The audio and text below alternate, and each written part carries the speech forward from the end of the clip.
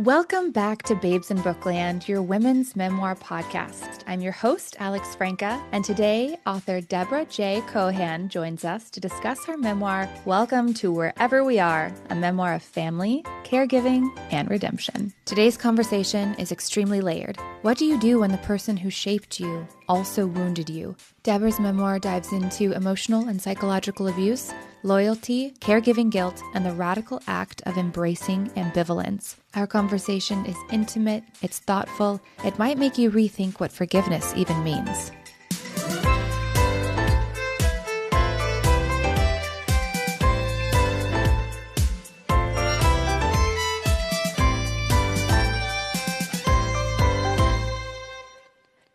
Hi, Deborah.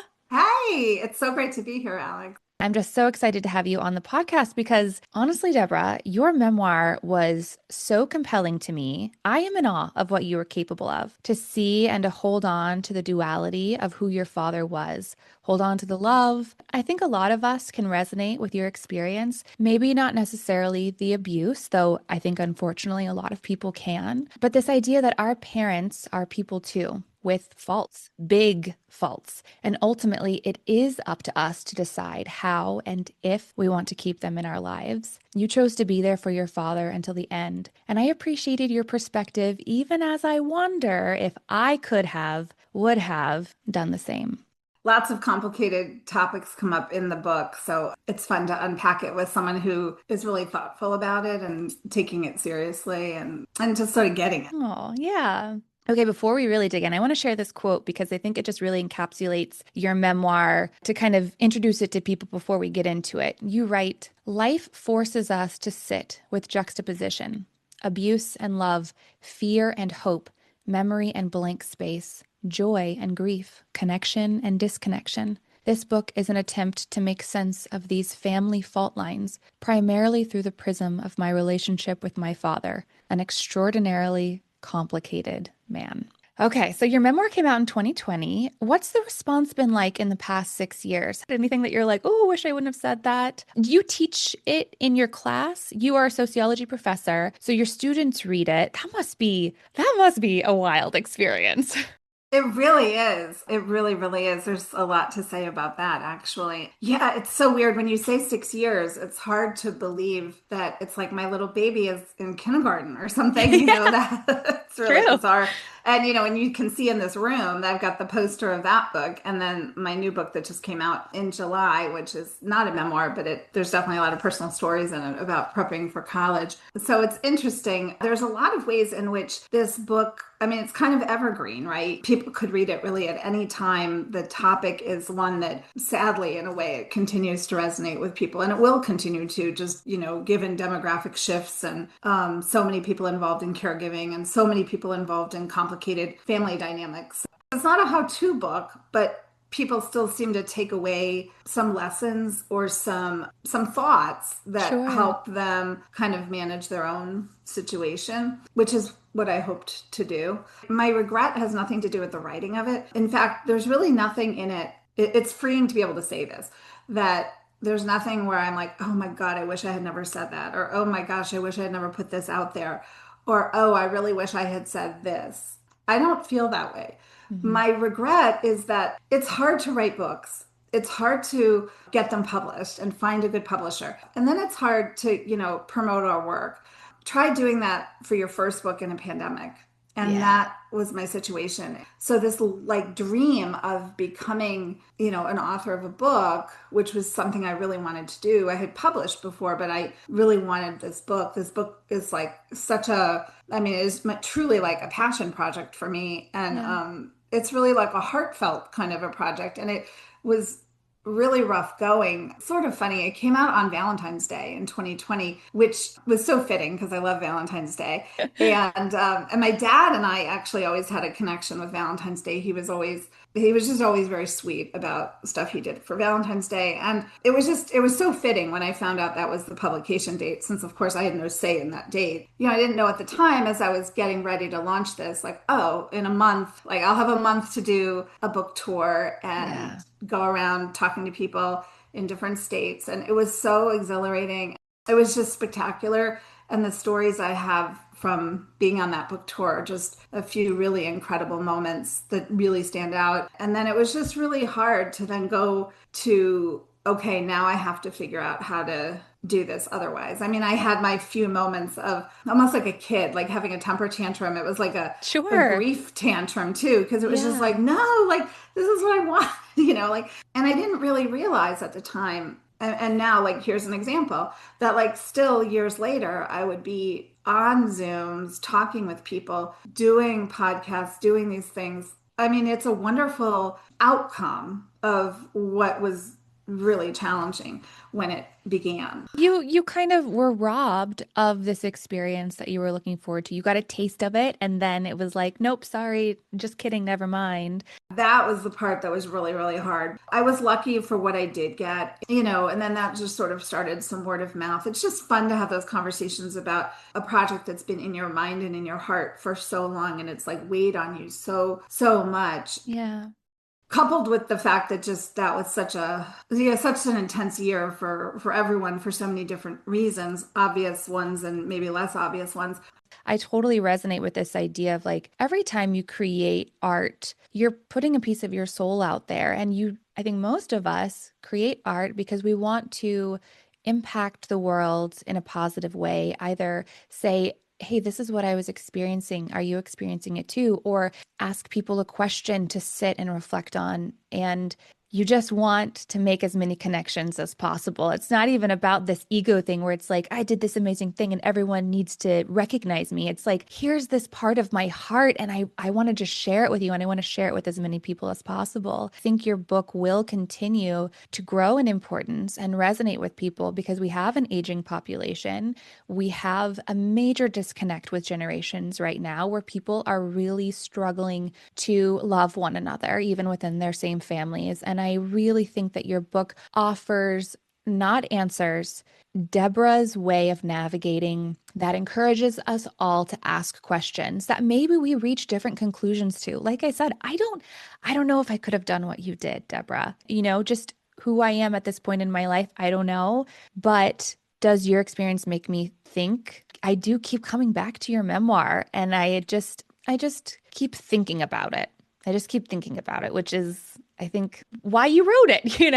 Yeah, I mean, that's like the greatest love letter to an author, really, is like if it does continue to raise questions for someone, or that you kind of keep coming back to certain pieces or parts or lines or whatever, I feel like that's, the best writing certainly does that for me.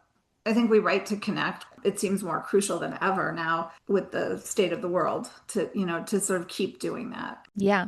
I think that there's a really specific point of view that you bring as a sociologist. So, before we really get further into it, in a nutshell, what is sociology and how you kind of became interested in the field, your education, career, and background? Well, I went to college at the University of Wisconsin-Madison. I tell the story that I was enrolled in a philosophy class and I sat, sort of close to the front. It was a big lecture hall, big enough, I guess, at that time. And I was just nodding off. I'm not getting this. This is like, my dad was just like, oh, a college degree is incomplete without a philosophy class. So, I Okay. took it with that idea of, I guess I should have a philosophy class as a Yeah. liberal arts, student. I just couldn't deal with it. And the class I really wanted to take, I was very far down on this waiting list for this social problems class in the sociology department. About 3 weeks into the semester, the phone rings and it's my advisor who said, really great news. There's a spot in the social problems class if you would like it, and you'd have a lot of catching up to do. And I said, yes, absolutely, sign me up. I took that class. I'm still in touch with that professor, by the way. I love that. Yeah, that was one of my best stories from the book tour. He showed up. The coolest part is I got to introduce him to one of my very favorite former students. That is so cool. That was really incredible. So I say this to say that he was really formative. I mean, like, I was learning a lot in that social problems class that semester. It just gave me language and tools to make sense of things I had already cared about. Yeah. Race relations or drug abuse or suicide or like any kind of, social problem, Yeah. essentially. And it just gave me a lens for seeing the world in a new way. And it was from that class I went to my advisor and declared the sociology major in it was my second semester of my freshman year. I think what I love about sociology is that it's like, you're looking at very common things. It's all stuff that people have heard about, like if it's weddings or childbirth or divorce or death or whatever. But we're looking at it in a really uncommon way, in a way that it's different than psychology because we're looking more at larger social forces in people's lives.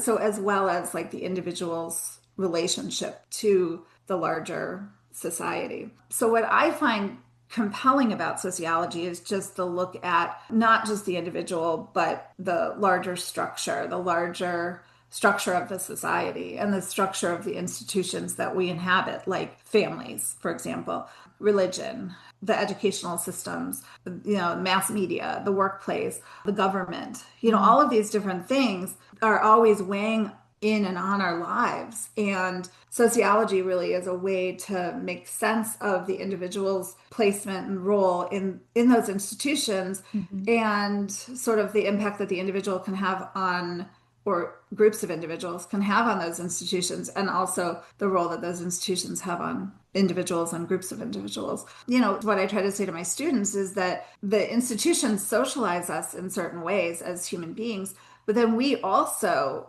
give back messages. There's like push and pull, and there's ways in which individuals, of course, groups of individuals agitate for social change or personal change or whatever it might be. I find it to be a very compelling perspective and one that really lends itself well to memoir. And just in the same way I'm talking about sociology, like we could talk about memoir, because like with memoir, there's the sense of I'm telling my personal private story with all of its idiosyncrasies and whatever that's really particular to my situation. But if I tell it well, it's going to be relatable and universal to a much larger group. So you didn't need to have grown up in Cleveland as an only child with parents like I did and all of this stuff at the time I did to still find it something that speaks to you. Yeah. I took a workshop years ago with the writer Rebecca McClanahan. I remember her saying, this was so long ago in 2003, but she made a comment of there was like the I in memoir, the capital letter I, but then there's like the EYE of the Mm. larger sort of public. When she said it, it was like light bulbs went off in my head because it was like, that's exactly what I teach my students with sociology is that Yeah.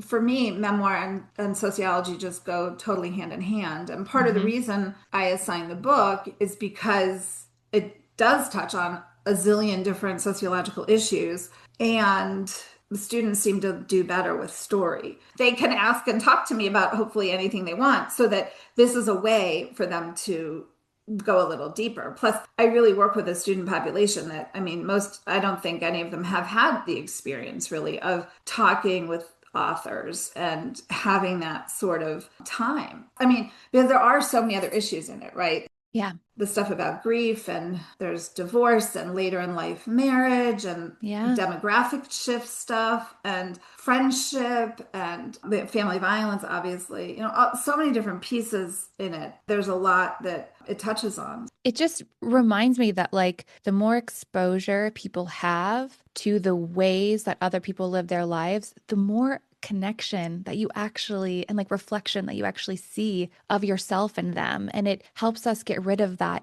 otherness that, I think it's true. I do think that good memoir can invite compassion. Memoir that lacks the self-reflection yes. is memoir that doesn't, and there is that. I mean, there's definitely enough of that out there too. I think memoir that is really introspective and that then asks the reader to like go deeper too. I mean, that's like everything I do with my students. I've been teaching for 30 years, and I mean, I feel like the constant refrain I always get from students is you you got me to think about things I never thought of before, or you got Yeah. me to think about the world differently or my place in the world. Yeah. Why I hold the beliefs that I hold, and if those are actually accurate beliefs. Oh my gosh, exactly. Because a lot of students will come from backgrounds where they weren't taught to question. In fact, questioning was bad. And so, and here they are in a situation where I'm like pushing that further and further and deeper and deeper. And so it's a little scary and threatening. Sometimes, like, people will resist it, but then they also will often find it very freeing. It gives them Yeah. permission to sort of be their own person. Right. Yeah. In the memoir, you gave us so much of yourself. You're so vulnerable, so honest with some really, really difficult experiences that you went through. And it's because of that generosity that you invite people in to question these things and reflect on these things and reflect on humanity as a whole. I really appreciated it. And I feel like because of the way that you view the world, would you say that like you see the good in people a lot easier, maybe? Or you don't write people off. You don't seem jaded. You try your best to understand people instead of judge them. Do you think that's who you've always been? Is that why you were drawn to sociology? I was always the kid who was super curious, you know. In the same way I tried to bring what I call in the book a tender curiosity to looking at these really difficult issues. I also feel like I try to help other people do that for themselves. And I always have, like in the work I did with violent men as a counselor, with students, with friends, even, I've always been someone who people reveal a lot to. So I've held a lot of difficult information. But yeah, as a kid, I was just really curious. I was always asking a million questions, and I was always kind of interested in how things work, why people behave the way that they do. I go back to those old diaries and I look at what I said as a 7 or 8 year old, the only 2 years I really kept a diary in Yeah. my life. And I looked at that and I was like, oh my gosh. I mean, there's a lot of maturity in those entries too, in a way that's like a little too overly grown up. There's the sense that I could see things for what they were. But I do think that people who grew up in situations with domestic violence and stuff, there is a little bit of a sixth sense with certain things. You have to start paying attention to people's behavior in order to maybe stop something from happening. Right, exactly. And at the same time, the book it's true to kind of the little girl I was too, though, in terms of like, I loved my dad. I wanted us all to be happy. I'm not really someone who lets go of a relationship easily or something. I can appreciate some complexity and just the fact that people are walking contradictions. I mean, we're just all kind of a bundle of contradictions in terms of what we believe or what we do. And sometimes it's really aggravating, but it's just human. It's just the way people are. Yeah. You've brought up your father. Tell me about your dad. I was really blessed with growing up with two parents, both of whom were just wildly creative. That's really the quality in both of them that I really wanted to emulate. With my mother, it was her art. With my father, it was the creative work with advertising that he did. He was a wonderful photographer and he was just very creative in terms of his aesthetic as well. They both just had quite an eye. And I think that's part of the curiosity piece too, and also part of the perceptive piece as well, is that growing up in a home where it was like really important, like how do you see things? How do you know things? Was sort of drilled into me at a really young age. Like going to a museum and like, what do I see? What am I remembering? It wasn't so much about like how do you look to others so much as it was like more how do you see? How do you look at the world? I Yeah. feel like that was a really good quality to get from both of them, actually.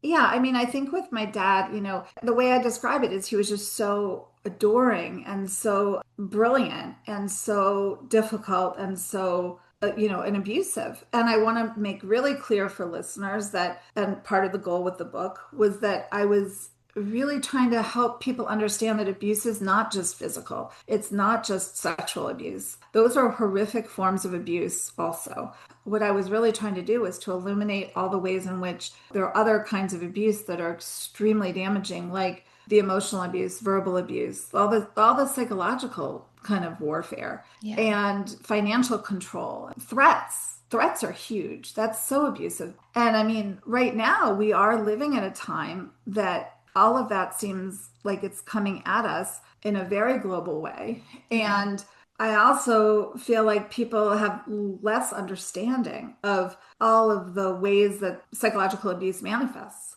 I mean, we're starting to talk about it more. Like we hear terms like, gaslighting is Right. something that has come into public discourse. And yeah, some of this language, like we're naming it a little bit more, but my dad really wasn't, he was not physically abusive, although the threats started to feel like they could become so. Yeah. He was not sexually abusive, but I still had too much of my dad. It was almost like he was too involved. And at the same time, he was involved in ways that so many dads in the late 60s, 70s, 80s really weren't that involved. And so some of it was fabulous, Yeah. his attentiveness and all of that. Other times it just was like trying to swallow me whole. All of these forms of abuse are terrible. The thing about it, though, is that sexual abuse and physical abuse still are accompanied by all the forms of abuse that I do talk about. So Right. that's why I feel like helping readers unpack that is so crucial. And that's where I feel like I had like an ethical responsibility actually to help people understand this from the professional lens I have, which is, you know, as a sociologist and as someone who's worked in the domestic violence field as long as I did, those topics are so difficult to reconcile, you know, this loving a person who is also being destructive. Right. How do you think that you processed or internalized this abuse as a child or attempted to process it, I guess? Yeah. Yeah. I mean, I felt blamed for a lot. I felt my mother was blamed for a lot. I felt that everybody in his line of fire was blamed for a lot. Like criticism is still really hard. I have such an early memories of how harsh criticism was and how deeply it stung, you know. You know, it's kind of a miracle that I'm with someone who is just not that way and is not critical and is like more fully accepting. I'm able to really talk with my, you know, current husband about just the impact of the criticism, and so he knows, and I think he really gets it, and that's huge because that just erodes at a relationship. When you were writing about these moments with your father, how was that revisiting for you? For me, it was just, I mean, it feels good to have untangled a lot of the knots that Mm, were happening. It was like I needed a book like this when I was going through this. So it's almost like I wrote the book that I would have liked to have had yeah. that would have helped me be more forgiving to myself, to just give me more permission because it Mm, was like, I mean, so many people who are in caregiving situations, even if the relationship is much simpler and cleaner, often feel like they can't do enough. They want to do more, or they're like critical of themselves for coming up short in any way. And I certainly felt that way with my dad, but magnified because I was often told I came up short. I was often yeah. told I wasn't good enough about something. Yes, it was definitely disturbing to like look at certain artifacts, if it was letters or transcribed voicemails or Yeah. diaries or any of the things that I went through, because I almost did it like a researcher, not even like a researcher, as a researcher. But there was this sense of like, you know, this sort of sense of being thoroughly in it. I guess this is the sociology part too, Hmm. of like being really in it and seeing it as I lived it. And then also, you know, zooming out and seeing this like larger picture where we're like characters in this in a way, because that's Yeah. what we are in the book. Some of the stuff was just it was very disappointing, confusing, heart-wrenching to like look at some of his medical records, looking at communication he had with his doctors. It was heartbreaking because it was like feeling that he wanted so many different things than what he got in the end. And so Yeah. like, you know, my compassion for him was there also. That was good, I think. Yeah, it's kind of a mixed bag. I mean, I didn't write the book seeking catharsis. I really did write the book with the sense of I have this ethical responsibility because I have this private personal experience that I could write about. Hmm. But I also have the professional tools to inform it and to help people make sense of this in their own lives. There are some memoirs that you read where you're like, wow, this person is actually still really working through this. Hmm. You had felt what you needed to feel. And so when it came time to actually write this thing that you wanted to share with people because of your ethical responsibility, because of your specific perspective, it wasn't like you got weighed down in the emotional feelings of things. Would you say that that's accurate? Yeah, I think with some of that is. I mean, or other drafts I wrote did that. And Yeah, you know what okay. in a Yeah. sense, like it's, yeah, because I agree. I mean, well, I don't know. Maybe some people like the memoir that they read where the person seems to be still going through it. I don't know how you feel about that. The big one that comes to mind is Britney Spears's, which was like a huge, like the number one most selling memoir. I think she needed to get her story out there, or the story that she could tell at at that point in her life. Obviously, looking at Britney Spears today, the woman still has a lot of trauma that I think she needs to work through. Did I enjoy reading her book? It was heartbreaking on a completely different level. Right. To me, most of the time when people share a memoir, it is because there's something that they're trying to give with it as opposed to receive. And that's the Hmm. difference, I think, when someone who's writing something that they still feel like is a very cathartic experience, that's their memoir. That to me feels like that's someone who's trying to receive love as opposed to say, hey, here's what I lived through. Here's how I experienced it. Here's what I learned. Here's maybe what we can reflect on together. That's a gift. And I do think your memoir at the end of the day was a gift when I read what you experienced. I just wonder, was that difficult for you to have to sit through again and again and again as Right. you're rewriting these Okay, and drafts? I think that's the difference. That's exactly, in a way, you just sort of helped me say that and think through that because it's like the writer or the writers who do those memoirs that it's like they're deep in the throes of it and you can kind of tell. Yeah. I think they ask too much of the reader. I think Mm. they burden the reader. Mm. They haven't really done their own work yet. Yeah. Like, I think that we benefit from memoirs where you know that the person did their work. Like I did the hard interior work. I don't want people to read mine and worry about me. I think that's the responsibility of a good memoirist. The reader isn't left still worrying about the person. They can trust that the person, the writer, has done their work, their research, their reflection, their interior work, just gone through their shit. Like Yeah, it's, yeah. And it's not about tying the memoir up in a bow and it being a happy ending because but how like can you do I'm that? It's okay, life. right? Yes, Exactly. exactly. My book does not have really a happy ending, but it does have a sense of I'm in a little bit of a different place than I was before, Yeah. and life still marches on, but like I'm okay. Yeah. No, that's interesting. I've actually never tried to clarify types of memoir or my reaction to memoirs. So this is actually really fun to kind of realize, yeah, one feels like the writer's trying to receive something, and one feels like the writer's trying to give something to the world. Okay, so getting back to your relationship with your father, why do you think that you were able to continue to choose to have a relationship with him? And not only that, but feel so much love and compassion for him. Yeah, I know. And people ask this, and actually, this is where a lot of my students are just like, I wouldn't have stayed, Yeah. or I wouldn't be talking to my dad, or I don't, or whatever it is. Yeah, And yeah, it didn't even occur to me really to just say bye, see ya. In the moments it occurred to me, it was more in a reflective moment. There was a moment seeing him in a wheelchair in a nursing home and just thinking like, I can just totally extricate myself right now. I can just walk through those glass doors and just like be like, goodbye, see ya. Like I'm done. I'm never coming back here. But yeah. I never did. Do you think any aspect of that was filial piety? I just recently learned this term last year, which is basically, this idea that as children we owe something to our parents. That's an interesting one. Perhaps there's a lot of pressure on only children. And as an only child with older parents, when I was born, my dad was 42 Hmm. and my mom was 35, which in 1969 was having really older parents. Yeah. I don't know.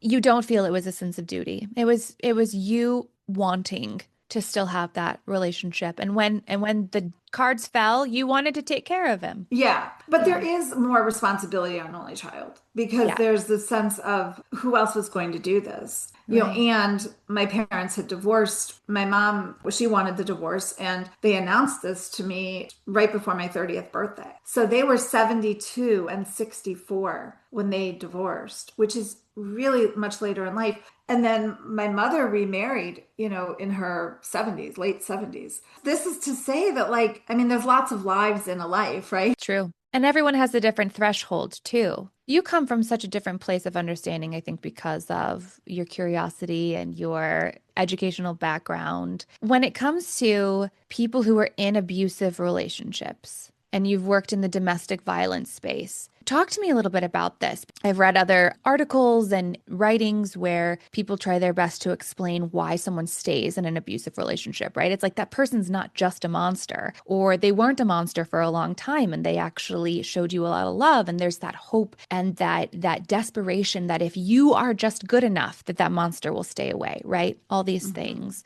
I feel like we have to talk about it because it's a space that you existed in, and also because of the way that you were able to stay in this Mhm. relationship with your father. I just think people would be really curious about this. Yeah, it's a great question because it does bring up the fact that if this were a partner, I would have left. Okay. Yeah. And maybe that also answers a little bit more of your last question that, I mean, with a parent, I did feel more, I don't know, more beholden, more loyal, more, still trying to work it out, still trying in the end to like have the relationship with him I wanted so badly Yeah. and to sort of repair stuff. No, but with a partner, oh, no, I would like to think I would have found a way to get out. Absolutely. The good moments with your parents are so good. And you just want to hold on to that and believe that that's who they still are, even if they're not showing that to you anymore. And I really understood that part. Like, you didn't just show us all the difficult things that your father said or did to you. You showed us all the beautiful ways that he made you feel special and loved and valued. And it showed the nuance of who he was. And it did help us understand why it was so important for you to take care of him. Right, exactly. And I can't imagine him just being alone through that. Like, I feel badly enough that I didn't make it right before he died. It's like Yeah. I found out he died when I was at the airport checking in for my flight to go see him. Oh, And yeah. like, I still feel torn up about that. In a sense, I wish I had done even more than I did, but I had so many more limitations on me at that time. And I see that now.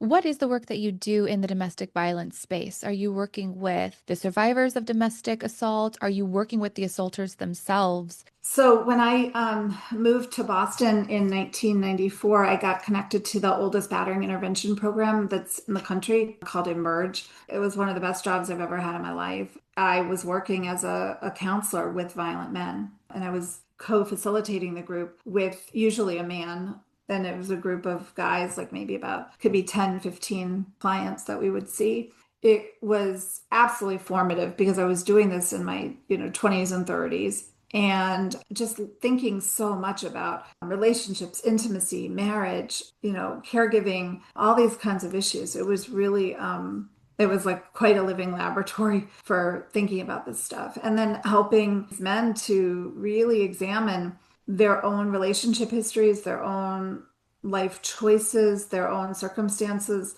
It's hard. I mean, this stuff doesn't, it's not like it changes overnight, but I think in many cases we were able to at least help them reduce or eliminate certain behaviors and question other behaviors. And many of them had been bullied, themselves. So this kind of stuff really lingers. I learned so much in working in that program. And then through them, I, also did these partner contacts and worked with women, talking with them about patterns of abuse, causes, consequences of violence. The thing is like you've sort of said it. I mean, I'm just going to say this in a different way, but it's like anyone who's been in these kinds of situations, it's like you believe that the person that you love loves you back. Yeah. And we want the relationship to continue, but we want the crazy making behavior to stop. We want the abuse to stop. Sometimes those are not compatible goals. Sometimes Mm. it's like that doesn't always happen. It didn't totally happen for me. I mean, there were towards the end though, I mean, he kind of softened too, but it's hard to really want this relationship, to care about this relationship so much, but wanting the behavior to stop. And if it doesn't, it's like, well, I definitely don't think, even though I wrote this memoir the way I did, I in no way think that people should stay in abusive relationships. Yeah. I mean, this was just you sharing your story and your perspective in this very specific, nuanced situation. And Right. you offer up a lot of things to reflect on. In no way was your memoir and that's why all of us need to just love our parents, no matter how abusive they are, and take Right. care of them. It's like, hey, life is difficult, relationships are difficult. My father was a difficult person, and I chose to continue this relationship. And then caregiving towards the end of his life is a difficult situation too. Do you feel like in working with these men, it maybe even subconsciously helped you understand your father a little bit more and therefore helped you have grace and compassion for him? Absolutely. I mean, yeah, not only did working with these guys help me think about my own relationships, but it definitely helped me think about the complexity with my dad. Absolutely. The contradictory stuff too. I mean, where my dad, you know, he was like worried about my safety in working at this place. And Yeah. then there's like the evening I'm on the phone with him, he was just really getting very agitated about the fact that, I was at this place so late. Like I would stay till like 10, 11 o'clock at night. And there was just that moment where I said to him, like, Dad, these guys have done stuff and said stuff that's really not different than what you did. Do you understand that? That was like the closest I really got to like pushing that with him. And holding the mirror up. Yeah. Yeah. And it was Yeah. disturbing to him. He didn't have that much of a reaction to it because in a certain way I was just saying what was true, what is or what was. Yeah. Yeah, it helped me to understand like why I could hold on to this constant tension between love and abuse and, the forgiveness and blame and all of that. The thing about the society that we live in is that we don't have an easy time, and social media hasn't made it easier at all. People don't have a lot of understanding of nuance and of Yeah. ambiguity and of ambivalence and of like contradiction and dealing with two competing things that are difficult at the same time. It's like, there's always just this like people have to sort of think in this really absolutist kind of way. What I realized in all of my experiences professionally and then personally with my dad and then in writing the book is that the invitation was embrace the ambivalence, embrace the complexity, like hold on to both of those things. The challenging space in life is to hold on to both of those things. Maybe not too tight, Yeah. not too loose, but to like, it's not that I forgive my dad, because I don't really even totally forgive my dad. But there's also like this sense of he tried his best with his own limitations and his own unmet needs and desires. And there's complexity with my mother. You also bring up kind of realizing how he was raised and how that Yes, shined a light. Oh, we're conditioned to respond certain ways. It's up to us to understand our behavior and our patterns and to do the work to change them. But first, we have to understand that. And I don't think everybody does. add to this the fact that, I mean, this is the part I really appreciated about him was like, this was a guy who was very far ahead of his time in certain ways. He didn't have an issue with the idea of like a woman becoming president. So it's like, in a certain way, he was kind of very progressive. Mhm.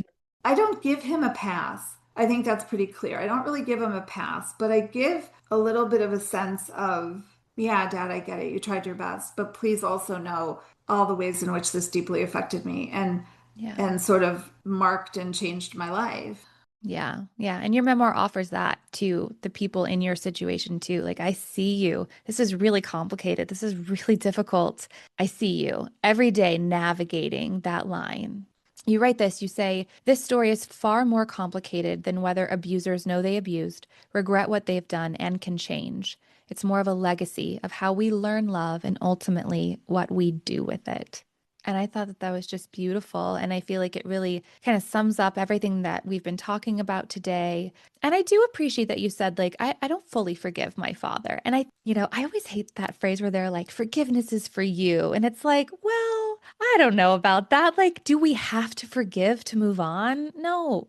Thank you. Thank you for shaking your head. Absolutely. And that's the other thing that I don't like about the word probably is that there's the idea of it's for you. Well, no, but it Yeah. seems to just give the other person this like, yeah, I'm okay with this or I forgive. Yeah. Like, no. And also, I don't like the religious connotation to it personally, although I'm not so sure that redemption is any better for that. But there's something about forgiveness and like sin and stuff. It just doesn't ring true for me. And it's like, and maybe also because my father, when he did something really atrocious, he was very quick to apologize too and wanted to sort of like, erase it and like start over and kind of demanded of me come around quickly, which I talk about in the book and I learned Yeah. to do to a fault. That's where I don't like the word forgiveness because it's burdening me with that again. Hmm. Kind of the way you just were talking about. You can understand why someone is the way that they are, but still not accept that or still not be fully okay with that. And if someone doesn't ask for forgiveness, why do you have to do anything about it? Oh my gosh. So I was friends with a woman. She and her husband would speak at my classes. They lost their daughter to a domestic homicide. And students would always ask, like, do you now forgive him? Shirley, the mother, would always say, he never asked for forgiveness, really. He did not appropriately ever apologize. Like, what's to forgive him for? Like, have I Yeah. moved on with my life? Have I done other things with my life? Yes. And I just found it very affirming to hear her say this, because it wasn't said in a way that was being vengeful. Like, in fact, she didn't want him to have the death penalty. It's just interesting, kinds of like what people expect other people to feel about this stuff, or the pressure that people put on themselves for that. And of course, Yeah. the forgiveness question comes up all the time. Yeah, yeah, I imagine. Okay, so before I let you go, do you have anything that you would like to say about the caregiving space? I wish that there was something for caregivers, like some sort of money, something. I was doing the caregiving through graduate school. And so part of the reason I was so constrained with being able to help my father was that I was dealing with student loans. I was teaching in two universities, one in Massachusetts, one in Connecticut, while also counseling violent men on the side. I mean, three jobs, and trying to hold down my own relationship and setting up a home and doing all these things, and just feeling I was so financially burdened. And the kinds of things I wanted to do for my dad, I really couldn't do. Yeah, And I was long distance too, being in Boston, he was in Cleveland. The amount of times I needed to travel there, and the cost of it was like a work trip. I mean, really, I guess it just like I wish that we lived in a society that better understood caregiving, and that had better friendly policies in place to help people so that they could do better. I mean, so much of caregiving is just offloaded to families who don't really know what to do and how to yeah, do it. So, I mean, yeah. I was grateful to have the care for him in places that he had it, but it was hard to feel so, financially constrained, and then feeling like I kept coming up short as a result. Yeah. And just to clarify, like you said, he wasn't living with you, but it's not like the buck stopped there. It wasn't like, oh yeah, dad's in a home and everything's okay. Like, no, you had to be on top of things. You had to check things, recheck things, Right. help him live the type of life that you wanted him to have. There's a lot to it. We don't really see caregivers, like we don't acknowledge them so much. Well, it's just part of invisible labor done by women. Like Yeah. that's the other thing, is how much this falls on daughters or daughter-in-laws, or Yeah. wives, or so the gendered part of this is also a huge piece, and totally relates to that kind of invisibility and stuff as well. Yeah, yeah. And I think that your memoir helps shine the light on that as well. Before I let you go, there is a question that I ask all my authors. How do you stay hopeful? That's a great question. How do I stay hopeful? I would say being with people I love, laughing as much as possible, being in nature is huge, walking, exercising, and being creative, actually. Writing keeps me hopeful. The world is burning, so make art is kind of the theme, to create as many moments of joy as we can, especially when there's so many forces out there trying to extinguish that. Yeah. Connection, stories, seeing people, hearing people's stories. That's the antidote to what's going on right now. Absolutely. Yeah, and to really be creative. Yeah. To give yourself permission to explore what it is to be human. Exactly.